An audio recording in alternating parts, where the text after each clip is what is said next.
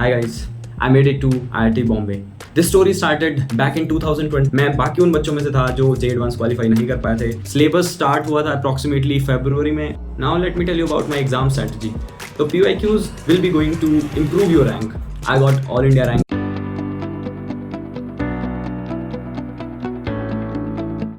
Hi guys, you will be thinking कि मैं इतने दिन से कहाँ हूँ, कोई वीडियो नहीं डाली है, कोई अपडेट नहीं करा है. I was working on something. And today I'm very proud to tell you that I made it. Yes, I made it to IIT Bombay. और आज मैं आपको बताऊंगा कि how I reach IIT Bombay. अबे जल्दी बोल, कल सुबह पनवेल निकल. This story started back in 2020 when I was in my class 12th preparing for the JEE. As a lot of students prepare for JEE Advanced, a few of them are able to qualify with the JEE Advanced. And मैं बाकी उन बच्चों में से था जो JEE Advanced qualify नहीं कर पाए थे and were not able to get into some IIT or NIT. I got admission into Hansraj College. 3 साल I done my BSc Physics Honors from Hansraj College, Delhi University. And for the last 1 year, I was working on something that I would say is my childhood dream. To get into a IIT and the top IIT.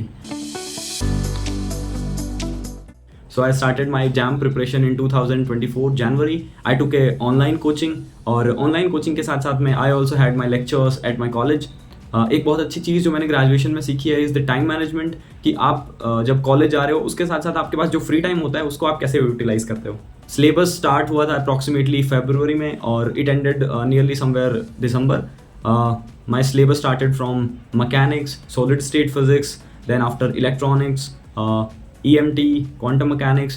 आपको try करना चाहिए कि jam का जो syllabus है वो आप नवंबर तक क्लियर कर लो क्योंकि उसके बाद दिसंबर में आपका टाइफर का एग्जाम होता है, फरवरी में आपका जैम का एग्जाम होता है, उसी के नियर बाई में जेस्ट का एग्जाम भी हो रहा होता है.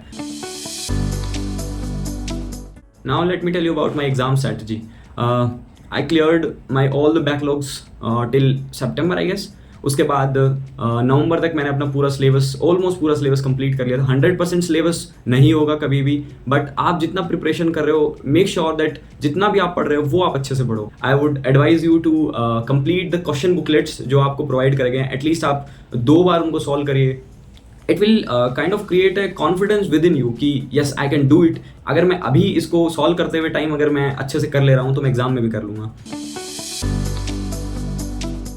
इसके बाद बारी आती है जब एग्ज़ाम आने वाला होता है. It is the time of December January. उस टाइम पे 2 महीने के लिए you need a good amount of practice. Last 2 महीने आप अपने टाइम में से निकाल लीजिए for revision and for practice. I have done PYQs for the last 5 to 6 years and I will definitely advise you to do the PYQs of last 10 years. It is going to make a big difference. Exam का जो pattern है वो बिल्कुल same होता है. कुछ questions तो ऐसे होंगे जो आप देखोगे कि जो आपने PYQs में करें वही एग्जाम में क्वेश्चंस आ रहे हैं. तो जितने आप PYQs करोगे उतनी आपकी रैंक अच्छी होगी, उतना आपका स्कोर अच्छा होगा. तो लास्ट के 15 डेज में before the exam you need to give I would say at least आप 5 से 7 मॉक टेस्ट जरूर लगाइए, full mock test.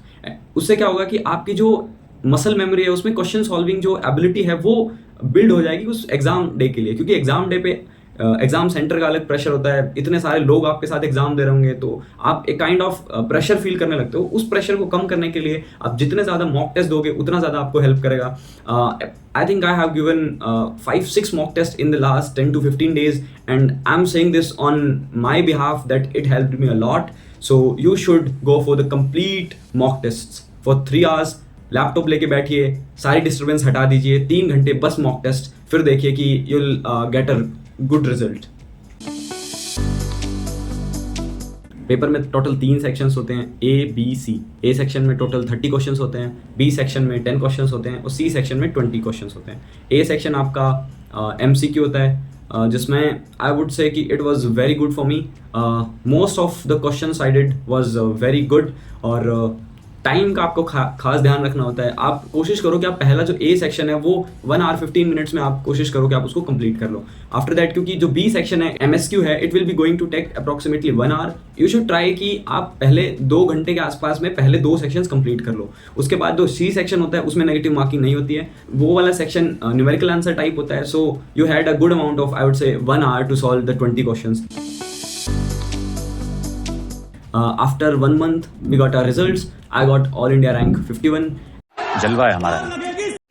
So this was all about my journey for the last 1 year. अब IIT बॉम्बे आ गया हूँ I'll be making a lot of videos here. I'll be working on my academics. I'll be working on my extracurriculars. So let's see how it goes.